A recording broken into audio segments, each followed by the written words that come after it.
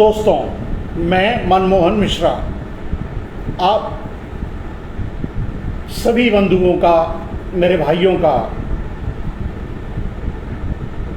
हार्दिक स्वागत करता हूं और सभी को मेरा नमन।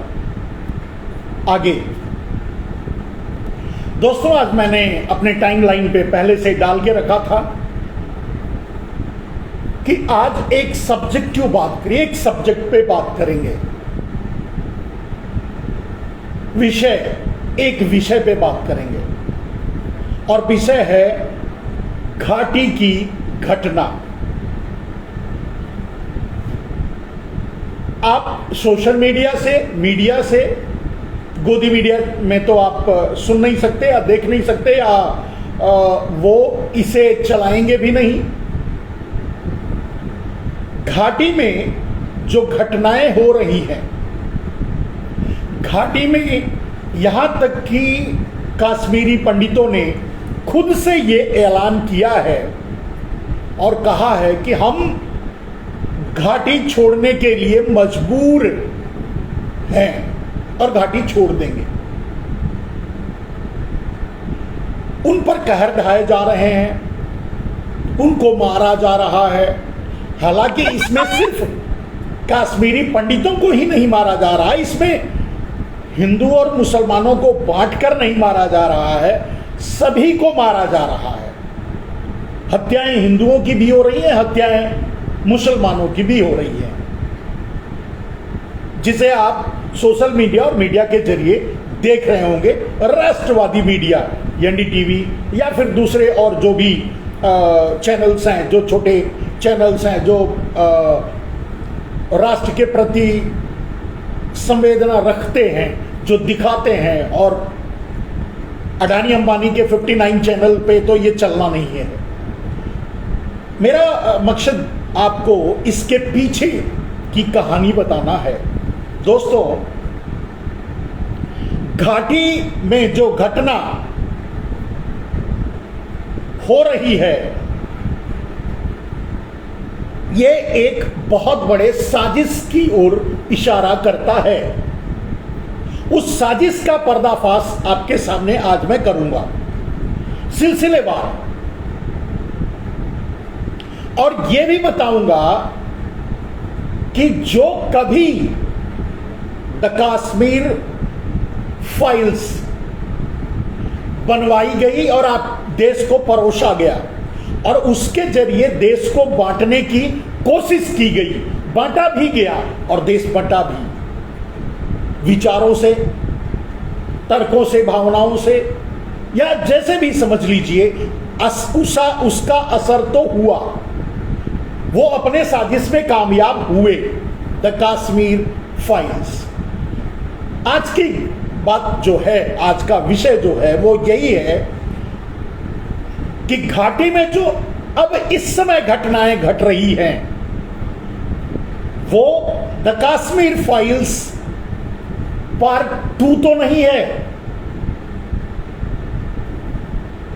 ये कोई संयोग नहीं है, ये कहीं प्रयोग तो नहीं है। इस बारे में मैं आपको जानकारी दूंगा। जैसा कि आप जानते हैं मेरे दोस्तों, आपको यह जानना सबसे पहले जरूरी है कि द कश्मीर फाइल्स, मैं अगर आज इस समय वर्तमान में जो घटनाएं जम्मू कश्मीर में घट रही हैं, लोग पलायन करने के लिए मजबूर हो रहे हैं या खुद कह रहे हैं कि हम यहां से भाग जाएंगे, यहां से चले जाएंगे, घाटी छोड़ देंगे, जो ये कह रहे हैं, और पंडित ही जिन पर इतनी बड़ी राजनीति की गई, आपने देखा, जिन पर एक फिल्म बनवाई गई वो भी आपने देखा, जिनका की ब्रांड एम्बेसडरिंग अगर कहिए तो प्रधानमंत्री ने की, प्रधानमंत्री ने आह्वान किया कि द कश्मीर फाइल्स देखिए, आपने देखा। और जिसे कमाना था, लूटना था, वो पैसा लूटकर चला भी गया, वो भी आपने देखा। लेकिन अब फिर से अगर जम्मू एंड कश्मीर में वही उसी तर्ज पर घटनाएं करवाई जा रही हैं, की जा रही हैं, तो उसे आप क्या समझेंगे? आपसे अगर मैं सवाल पूछूं कि आज जम्मू एंड कश्मीर में जो घटनाएं, जो अत्याचार, जो कत्लेआम मचा हुआ है, लोग दहशत में हैं, स्कूलों में, ऑफिसों में, सिक्योरिटी सर्विसेज या पुलिस या मिलिट्री के लोगों का जो कत्लेआम किया जा रहा है, कत्ल किया जा रहा है, इसके पीछे की साजिश क्या है? क्या यही मेरा सवाल है और यही मेरा जवाब भी है। इसी को मैं अपने तर्कों से आपके सामने रखूंगा। तो क्या द कश्मीर फाइल्स पार्ट 2 की संरचना की जा रही है, स्क्रिप्ट राइटिंग की जा रही है, क्योंकि सामने चुनाव है और आप जानते हैं कि चुनाव में इससे बेहतर, बढ़िया, सफिस्टिकेटेड और आराम से लोगों पर थोपने वाला कोई और मुद्दा भारतीय जनता पार्टी के पास और नरेंद्र मोदी के पास नहीं है। अब मैं आपको वो बात बताऊंगा जो कई बार बता चुका हूं, लेकिन इस समय जब वो बात बताऊंगा कि द कश्मीर फाइल्स की संरचना, स्क्रिप्ट राइटिंग कैसे हुई, किसने लिखी, तब आप समझेंगे कि आज जो घटना घट रही है वो भी एक साजिश का हिस्सा है। और आज हमारे प्रधानमंत्री दुनिया के सुपरमैन हैं, सुपरमैन प्रधानमंत्री हैं, न जाने कितने संसाधनों से लैस हैं, इसका भी जिक्र मैं आपको बताऊंगा। लेकिन सबसे पहले आपको यह जानना होगा कि सबसे पहले जब 1990 में कश्मीर फाइल्स की स्क्रिप्ट लिखी गई, द कश्मीर फाइल्स, जो पिक्चर बनाई गई, जो आप लोगों को दिखाई गई, जिससे आप लोगों को डराया गया, जिससे आप लोगों को बांटने की कोशिश की गई, उसका जिक्र, उसकी स्क्रिप्ट राइटिंग किसने की, उस घटना को अंजाम किसने दिया, उस घटना का मास्टरमाइंड कौन था, आपको तब आज की बात समझ में आएगी। मेरे दोस्त, 19 जनवरी 1990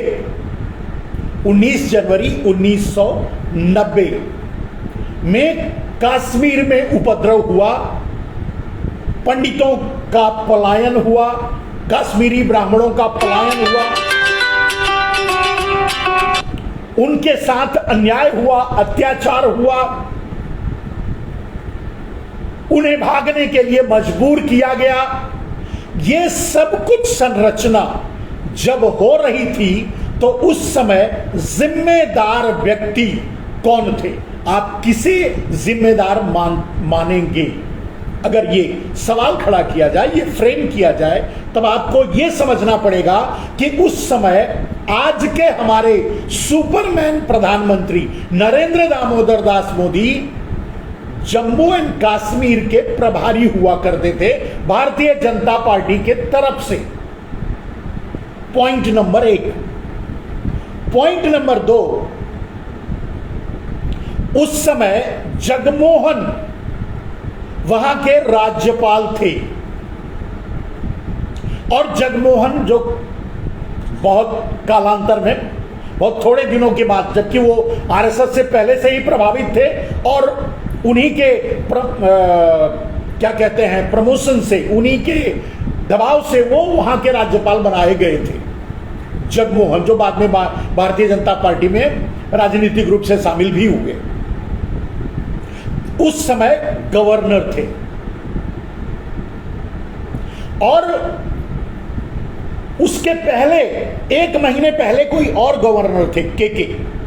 उसके बाद जगमोहन को इनफोर्सली बनवाया गया भारतीय जनता पार्टी और आरएसएस के दबाव और नरेंद्र मोदी के दबाव के चलते।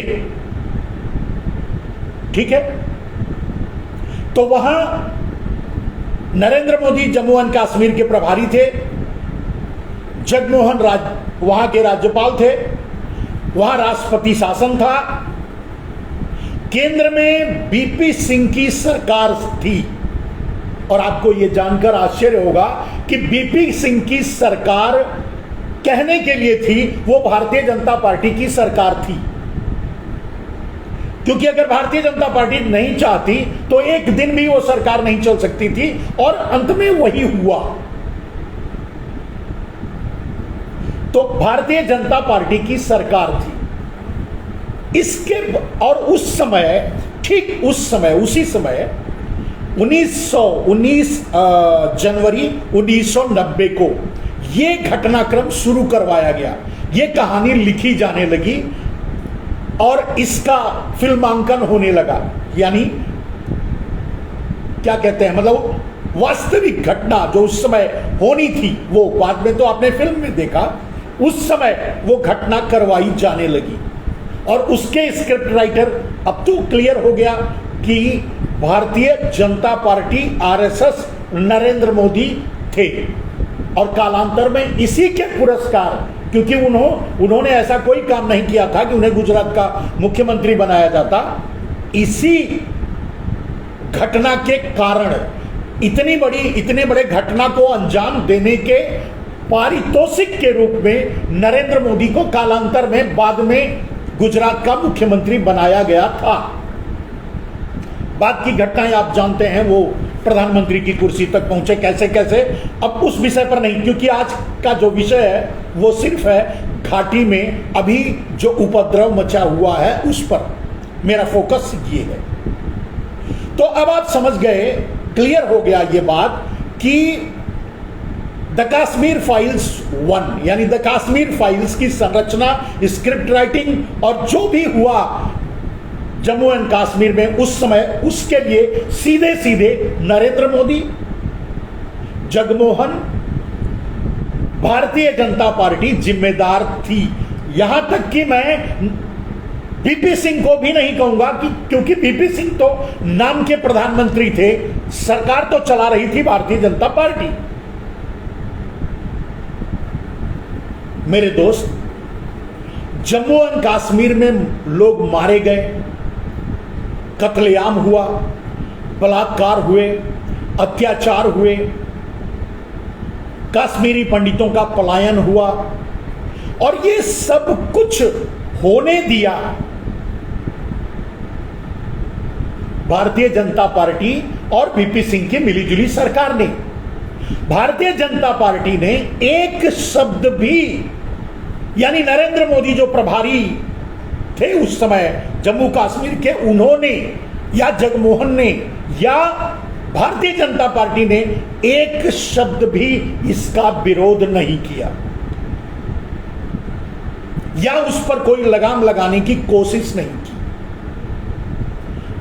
उसी समय विपक्ष ने जब आवाज उठाई, विपक्ष ने सवाल उठाया, संसद में इस मुद्दे को उठाया, तो वहां जो कार्यवाही हुई, जो शांति बाद में बहाल हुई, लेकिन पंडितों का पलायन, कश्मीरी पंडितों का पलायन, उन पर अत्याचार, उन पर जुल्म, उन पर जो भी घटनाएं घटित हुई उस समय, उसके सीधे सीधे स्क्रिप्ट राइटर और सब कुछ संरचनाकार, उसके मास्टरमाइंड नरेंद्र दामोदर दास मोदी थे। और यह भी मैंने बताया कि कालांतर में इसी के कारण उनको गुजरात का मुख्यमंत्री बनाया गया। उस बीच में जब आप देखेंगे तो कुछ ऐसी कोई घटना नहीं हुई। वैसे अगर बीजेपी के कार्यकाल को अगर हम 1 बाय 1 देखेंगे आरएसएस के घटनाक्रम को, तो आपको बताया कि 19 जनवरी 1990 में जम्मू एंड कश्मीर में उपद्रव फैलवाया गया, साजिशें रची गई, और उन्हीं की साजिशों के परिणाम स्वरूप वहां से पंडितों को भागना पड़ा। हालांकि वो सरकार नहीं चली, और वो सरकार गिरी किस मुद्दे पर? वो सरकार गिरी तब जब आडवाणी की गिरफ्तारी हुई बिहार में 8 और 9 महीने बाद। माने आडवाणी की गिरफ्तारी, उनका जो वो रथ यात्रा लेकर चल रहे थे, वो ज्यादा महत्वपूर्ण था काश्मीरी पंडितों का पलायन या काश्मीरी पंडितों के ऊपर हो रहे अत्याचार पर कोई प्रतिक्रिया भारतीय जनता पार्टी, नरेंद्र मोदी, जगमोहन, किसी की कुछ भी, कोई भी प्रतिक्रिया या कोई भी प्रयास उसे बचाने का, रोकने का नहीं रहा। इससे यह साबित हो जाता है कि ये सारी घटना एक सोची समझी साजिश थी। और ठीक उसके बाद 9 महीने बाद जब इन्होंने सरकार गिरा दी, चुनाव हुआ, तो इनको जब 1991 में चुनाव हुआ तो इनको 120 सीटें मिली।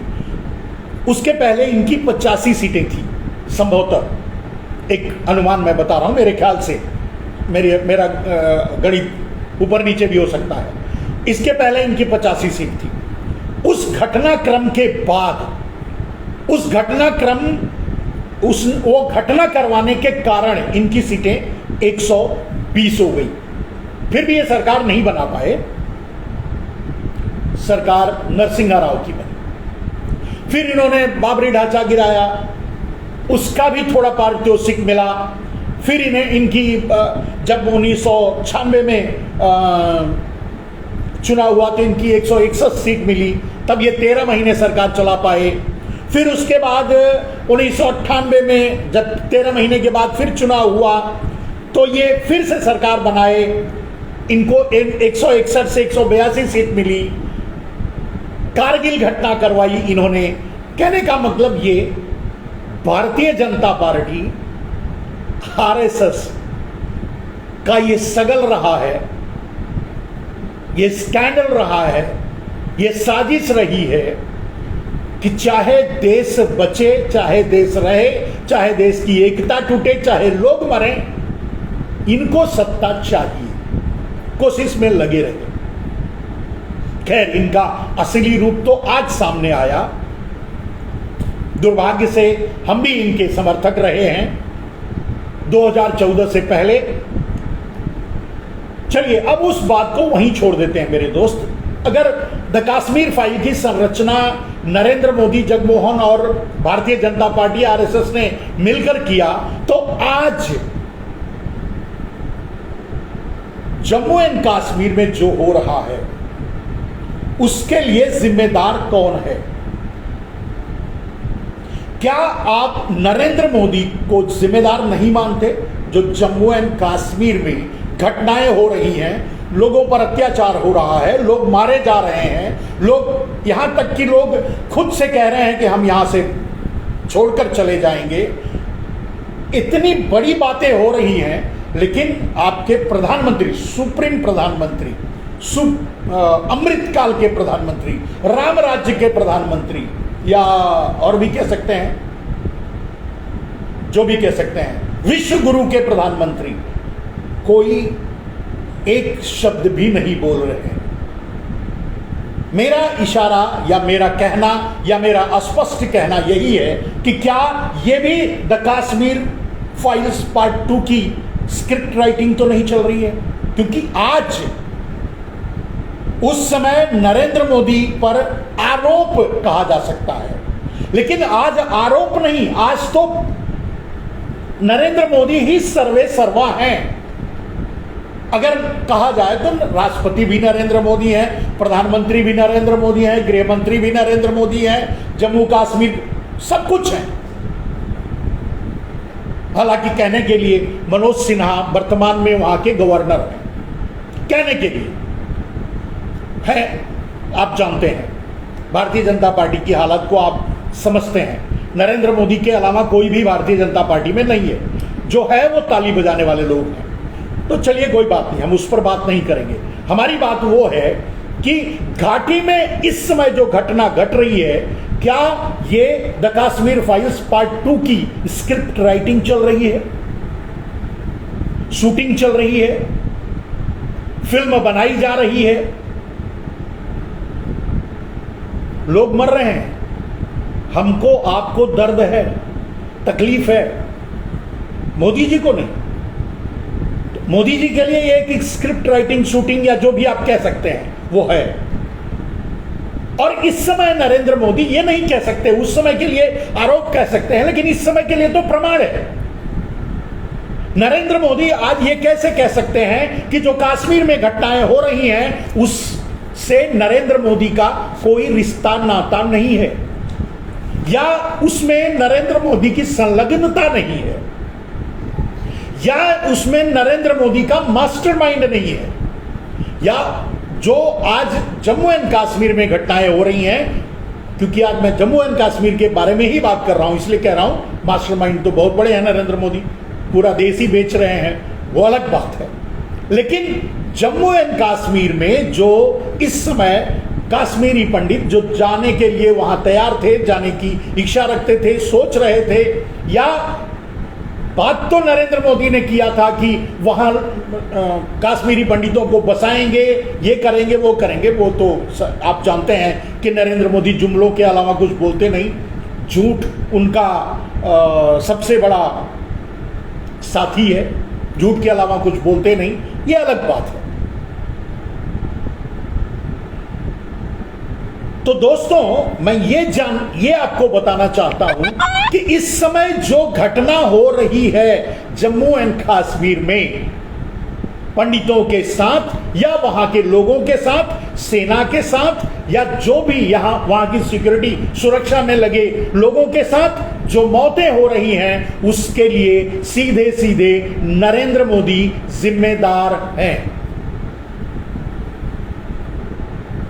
और सिर्फ जिम्मेदार नहीं, उसके मास्टरमाइंड भी नरेंद्र मोदी हैं, क्योंकि कुछ दिनों के बाद एक और द कश्मीर फाइल पार्ट 2 बनाई जाएगी, वो भी लोगों को दिखाया जाएगा, और 2024 का चुनाव बड़े आराम से उस द कश्मीर फाइल पार्ट 2 के जरिए जीता जाएगा।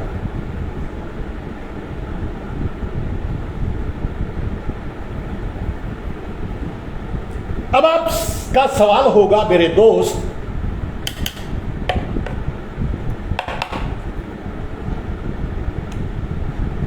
शुगो मोबाइल लेंगे, मोबाइल। अब आपका सवाल होगा मेरे दोस्त कि सीधे सीधे नरेंद्र मोदी इसके लिए जिम्मेदार कैसे?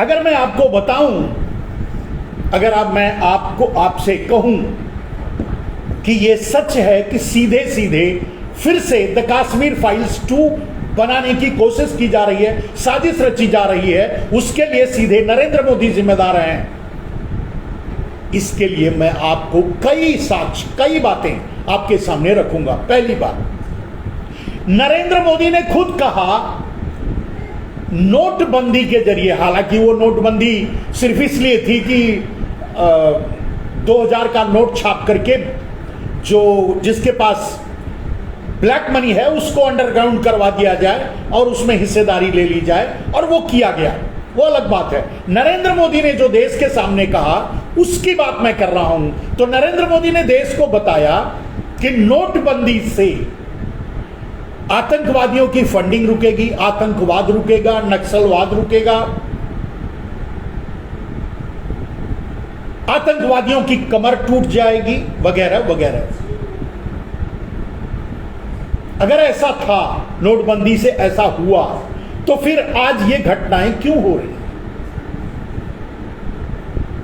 सवाल नंबर 1। सवाल नंबर 2, मेरे दोस्त आपको पता होगा कि सारा देश सर पटक के मर गया, इवन संसद में नरेंद्र मोदी मानने के लिए तैयार नहीं है हुए कि पेगासस का मिसयूज नरेंद्र मोदी कर रहे हैं या नहीं कर रहे हैं। सरकार पेगासस खरीदी है कि नहीं खरीदी है, इस बात पर कोई जवाब नरेंद्र मोदी ने संसद में नहीं दिया। और मौनम स्वीकार लक्षणम, इसका मतलब पेगासस सरकार के पास है और उसका सही और गलत दोनों तरीकों से इस्तेमाल किया जा रहा है। तो जब आपके super prime minister Narendra Modi के पास पेगासस भी है जो हर आम आदमी के को वॉच करता है, मोबाइल के जरिए उनको ट्रैक कर रहा है, उनकी सारी सूचनाएं इकट्ठा कर रहा है और सब कुछ नरेंद्र मोदी को पहुंचा रहा है, तो ये घटनाएं कैसे? ये दूसरा प्रमाण, दूसरा सवाल। और नरेंद्र मोदी ने संसद में इसका जवाब इसीलिए नहीं दिया कि यह राष्ट्रीय सुरक्षा का मामला है। तो क्या जो जम्मू एंड कश्मीर में जो घटनाएं हो रही हैं वो राष्ट्रीय सुरक्षा से जुड़ी हुई नहीं है? हालांकि सवाल तो और भी बहुत से हैं कि पेगासस होते हुए चीन भारत में गांव बना लिया, भारत में पुल बना लिया, भारत पर की जमीन पर कब्जा कर रहा है, किया हुआ है, उसके बाद भी उसको व्हील बनाने की, मतलब रेल व्हील बनाने की के ऑर्डर दिए जाते हैं, ये अलग बात है। मेरा सवाल आज पेगासस, अगर पेगासस नरेंद्र मोदी के पास है, अगर नहीं है, क्योंकि उन्होंने ना नहीं बोला है, तो ये घटनाएं क्यों हो रही हैं? तो इसका उत्तर, इसका प्रत्युत्तर अगर कोई आपके दिमाग में, हमारे दिमाग में, दुनिया समाज के दिमाग में अगर चलेगा तो यही है कि नरेंद्र मोदी खुद करवा रहे हैं। नरेंद्र मोदी ने ही कहा कि नोट लॉन्चिंग 2000 की नोट लॉन्च करके नरेंद्र मोदी ने नोटबंदी का नाम दे करके आतंकवादियों की रीढ़ की हड्डी तोड़ दी और अब वो कुछ नहीं कर पाएंगे वगैरह वगैरह। तो वो भी एक प्रमाण है। और उसके बाद भी अगर हो रहा है तो जिम्मेदार कौन है? नरेंद्र मोदी। मास्टरमाइंड कौन है? नरेंद्र मोदी। अब तीसरा सवाल, दूसरा और ये तीसरा सवाल क्या है? अभी नरेंद्र मोदी ने ड्रोन महोत्सव रखा था। वैसे आप कभी मोबाइल महोत्सव, कभी चिप महोत्सव, कभी वो कुछ भी कर सकते हैं। नरेंद्र मोदी के लिए ये सारे सगल्स कोई नई बात नहीं है। लेकिन चलिए ड्रोन महोत्सव, और नरेंद्र मोदी ने बड़े ताव से, बड़े ताल ठोक के कहा कि किसी को पता नहीं चलेगा, जाएगा और सूचना लेके आ जाएगा। तो जब ड्रोन का इतना बड़ा सदुपयोग नरेंद्र मोदी कर रहे हैं, तो जम्मू एंड कश्मीर में ये घटनाएं क्यों हो रही हैं?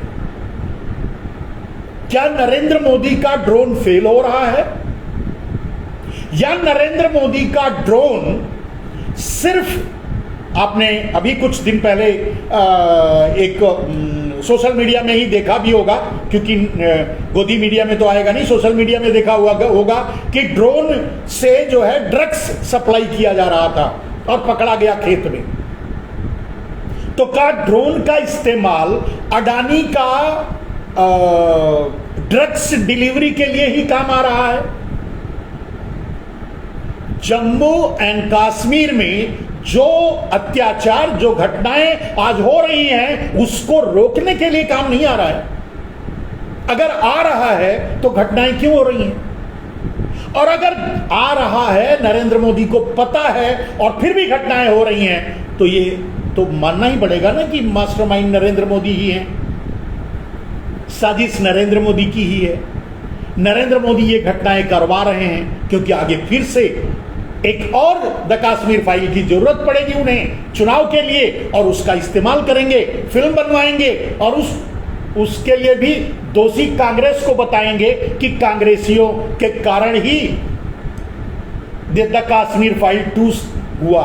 यानी अभी भी जो पलायन हो रहा है जम्मू एंड कश्मीर में, उसके लिए भी कांग्रेस जिम्मेदार है। ऐसा फिल्म बना करके आपके सामने रख देंगे, आप देखेंगे, तालियां बजाएंगे, अपने अपने घर जाएंगे, चर्चा करेंगे, सो जाएंगे, भूल जाएंगे।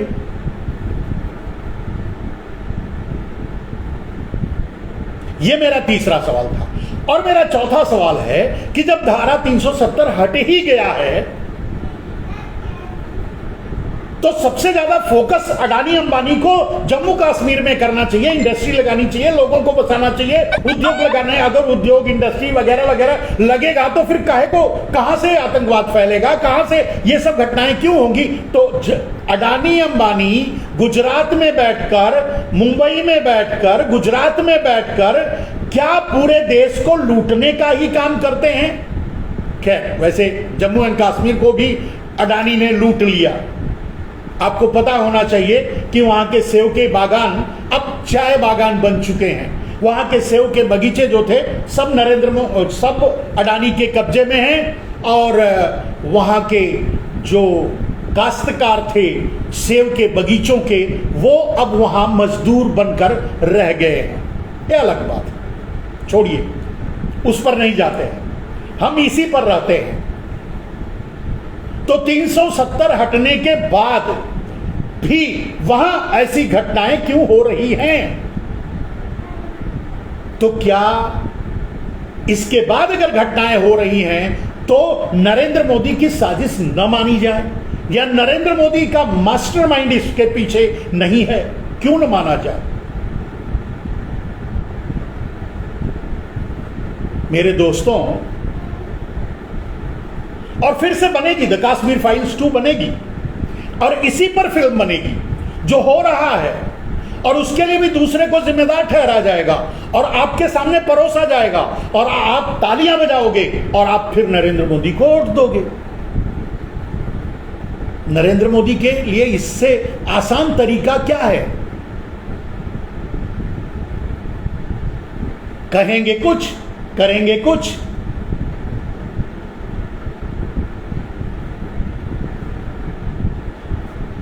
अब 5वीं बात, मनोज सिन्हा गवर्नर हैं। मनोज सिन्हा आरएसएस के आदमी हैं। उत्तर प्रदेश में इसके पहले वाले चुनाव में, 2017 के चुनाव में मुख्यमंत्री के दावेदार थे, शायद वही अगर हैं तो। मैं शायद इसलिए लगाता हूं कि मैं गलत भी हो सकता हूं। तो अब गवर्नर हैं। इससे साफ जाहिर है कि वो नरेंद्र मोदी के खासम खास हैं। तो वहां जो हो रहा है वो नरेंद्र मोदी के साजिश, संरक्षण वगैरह वगैरह में हो रहा है।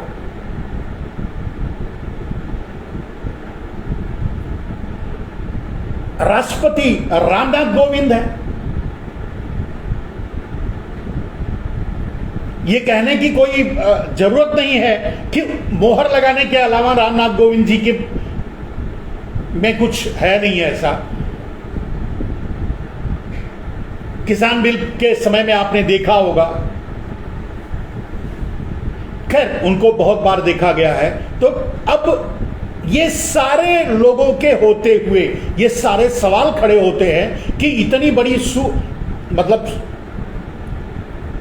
विश्व गुरु के प्रधानमंत्री, जिनके पीछे पूरी दुनिया के राष्ट्राध्यक्ष चलते हैं, ठीक है, अमृत काल के प्रधानमंत्री, जिनके समय में भारत में राम राज्य छाया हुआ है, अच्छे दिनों के प्रधानमंत्री,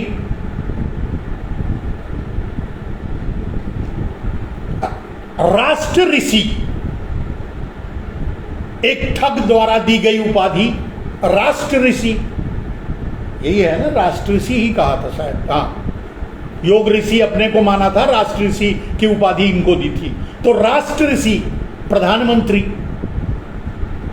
अब अगर इनके इतने संसाधनों के बाद, उनके पास ड्रोन है, उनके पास पेगासस है, और वो नोटबंदी से कमर तोड़ चुके हैं, बाकी और मैं कितना गिनाऊं, तो फिर जम्मू एंड कश्मीर में ये घटनाएं क्यों हो रही हैं?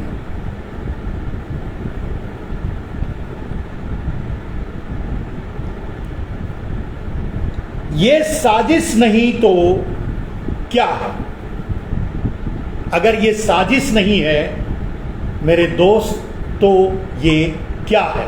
मैं यही आपके सामने रखना चाहता था, रख रहा हूं। अब आप खुद भी बताइए, अगर आपने, मैं आपके सवालों को भी देखूंगा, देख रहा हूं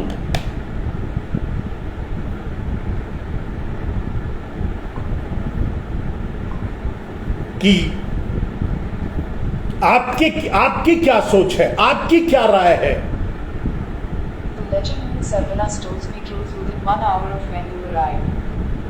मैंने जो कहा वो कहां तक सही है, इस पर आपकी संस्तुति क्या है।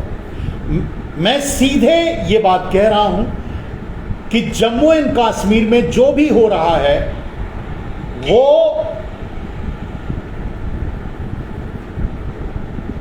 द कश्मीर फाइल पार्ट 2 की संरचना है। जो भी किया जा रहा है वो 2024 के चुनाव के मद्देनजर वहां घटनाओं को अंजाम दिलवाया जा रहा है। अरविंद कुमार लिखते हैं कि अगला चुनाव भी तो जीतना है। बिल्कुल सही मेरे भाई अरविंद जी। प्रीति जोशी का कहना है कि हाँ हो सकता है, बिल्कुल सही बात है। अभी लाइव में कुछ लोगों ने कमेंट डाला है 24 के चुनाव दोस्तों, तो उसको भी मैं आप लोगों के सामने रखने की कोशिश करूंगा। कुछ लोगों का कहना है बीजेपी हटाओ देश बचाओ। हटाओगे कहां से? आपके और हमारे पास रह क्या गया है? हमारे और आपके पास पावर कहां है, ताकत कहां है? हम और आप कुछ भी करने की स्थिति में नहीं है। और मैंने जैसा कहा मेरे दोस्त कि दुर्भाग्य से हम इन्हीं के हिस्से थे। 2014 से पहले इन्हीं के लिए काम कर रहे थे, प्रचार कर रहे थे, इनको प्रधानमंत्री देखना चाहते थे। मेरी परिकल्पना थी कि ये आ जाएंगे तो अच्छा हो जाएगा। क्या हुआ ये आप जानते हैं। और दुर्भाग्य से ये कि जिस दिन इन्होंने पहली बार 25 जून शायद 25 जून को इन्होंने शपथ ग्रहण लिया, 26 जून से मैं इनका विरोध कर रहा हूं, क्योंकि इन्होंने 26 जून को ये साबित कर दिया जब इन्होंने पहला निर्णय लिया कि काले धन पर एसआईटी बनाई जाएगी और सुप्रीम कोर्ट की निगरानी में उसकी देखरेख में काला धन लाया जाएगा। साफ हो गया कि अब काला धन कभी नहीं आएगा। काला धन अंडरग्राउंड किया जाएगा, काला धन के चोरों को बचाया जाएगा, काला धन के लोगों को संरक्षण दिया जाएगा और उसमें से हिस्सेदारी ली जाएगी। और वही हुआ। और उसी दिन से, जिस दिन इन्होंने शपथ ग्रहण लिया, उसी दिन से इनका विरोध हम कर रहे हैं। खैर, हमारा विरोध पूरी तरह से वैचारिक है, क्योंकि नरेंद्र मोदी 2014 से पहले जो बोले, देश को जो देना चाहते थे, देने की बात बताए कि वो क्या देना चाहते हैं, वो सुन करके कोई भी उनके चक्कर में आ सकता था। हम भी आ गए। और तब जब रामदेव जैसे दलाल लगे हुए हों उनकी दलाली करने के लिए, तो आप समझ सकते हैं कि हमारे जैसे लोगों का भ्रम में आ जाना या बहक जाना कोई मामूली बात, कोई बड़ी बात नहीं है। हम भी मतलब रामदेव और नरेंद्र मोदी के साजिश का एक शिकार है। हालांकि बहुत जल्दी, मतलब जिस दिन मैंने कहा कि जिस दिन उन्होंने प्रधानमंत्री का शपथ ग्रहण लिया, उसी दिन से मैं उनका विरोध कर रहा हूं। क्योंकि उसके बाद, क्योंकि जो भी उन्होंने कहा था, जो भी वादे किए थे, तालकटोरा स्टेडियम से लेकर पतंजलि के ग्राउंड से लेकर फेज 2 में, या जो भी, मतलब इस बीच उनसे बहुत सी मुलाकातें हुई जिनमें उन्होंने जो भी वादे किए, सब जुमला था, सब झूठ था, मक्कारी थी, धोखा था। खैर, अब उस पर क्या बात करना। किसी के साथ भी धोखा हो सकता है। रोज लोग लूटे जा रहे हैं। आज हम और आप लूट गए। हमको आपको लूटा गया, नरेंद्र मोदी ने लूटा, अब अडानी अंबानी से लुटवाया, हमने क्या कर लिया? हम क्या समझ पाए? नहीं समझ पाए। खैर, आज मेरा जो विषय है वो बस इसी पर केंद्रित है और इसी पर मैं अपने बात को केंद्रित रखूंगा कि घाटी में जो घटनाएं घट रही हैं उसका मास्टरमाइंड कौन है।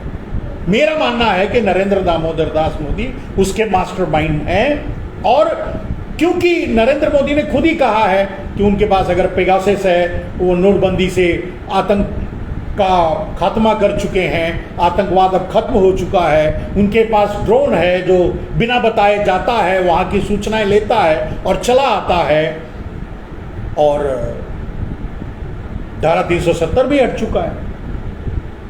तो इसके बाद भी अगर वहां ऐसी घटनाएं हो रही हैं तो यह बहुत दुर्भाग्यपूर्ण है और यह साजिश की ओर इशारा करता है। यह साजिश को सीधे सीधे मतलब कहता है कि हां यह साजिश है। मेरे दोस्त, क्या आप भी चुपचाप द कश्मीर फाइल्स 2 की स्क्रिप्ट बनने देंगे? बाद में उस पर फिल्म भी बनने देंगे और बाद में उस पर फिल्म देख करके पता नहीं आंसू निकलेगा आपके, तालियां बजेंगी, मैं नहीं जानता आपने क्या किया, क्योंकि मैं झूठ को मैं सह नहीं पाता, इसके लिए मैंने द कश्मीर फाइल्स नहीं देखी, एनालिसिस के लिए भी नहीं देखी, रिव्यू के लिए भी नहीं देखी। कुछ फिल्में मैंने इसलिए देख लेता हूं कि चलो कम से कम सच जानने के लिए, लेकिन जिस सच को हम जानते हैं और जब एक झूठ परोसा जा रहा है तो उस फिल्म को कैसे देखा जाए? हमने तो नहीं देखी है। आप एक बार फिर से द कश्मीर फाइल्स 2